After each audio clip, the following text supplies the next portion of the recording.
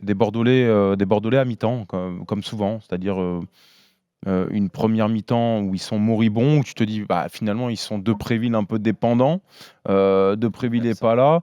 C'est la première fois que je ne suis pas Paulo Sousa sur ses choix. Sur quoi? Sur son équipe de départ. Je ne sais pas pourquoi il est repassé avec cette défense à 5 avec Kalou dans le couloir gauche. Alors certes, Kalou, Pablo Koscielny, Jovanovic et Kouyaté. Kalou fait un match dégueulasse.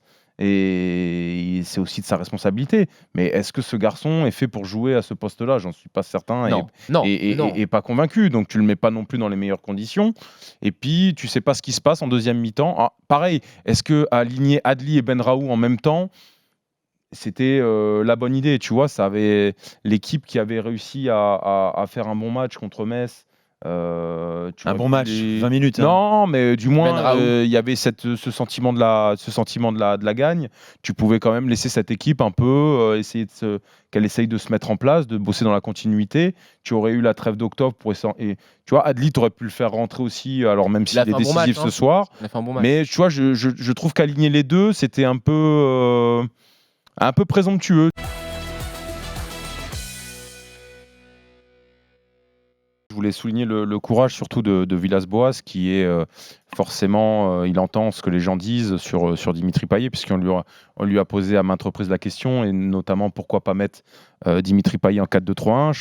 Je trouve que ces garçons dégagent une sérénité et une confiance en lui, en ses choix, qu'il transmet aussi à ses joueurs. Et du coup, il n'est pas obtus non plus au point de se dire bon, j'ai choisi de jouer comme ça. Tu vois, sur la dernière demi-heure, il a quand même tenté de mettre Payet et il a été meilleur à ce poste de numéro 10. Il a été plus tranchant C'est lui qui décale Radonjic sur l'égalisation. Donc il faut qu'il joue Après, la tactique, je t'ai dit, était plutôt intéressante dans le sens où Germain et Payet, quand ils étaient sur les côtés, rentraient à l'intérieur.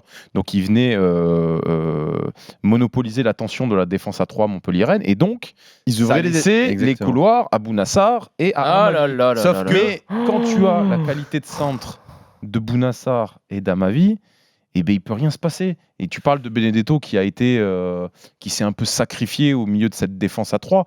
Mais putain, quand je vois les appels qu'il fait sur les centres, et je vois la qualité des centres au 3e, 4e, il n'y en a pas un qui arrive. 5e poteau. Il a fait 12 centres, Bounassar. Mais il est là, le gros problème, c'est que 12 centres. L'OM, avec 2 latéraux de niveau un peu plus élevé, mais putain, ça serait le jour et la nuit.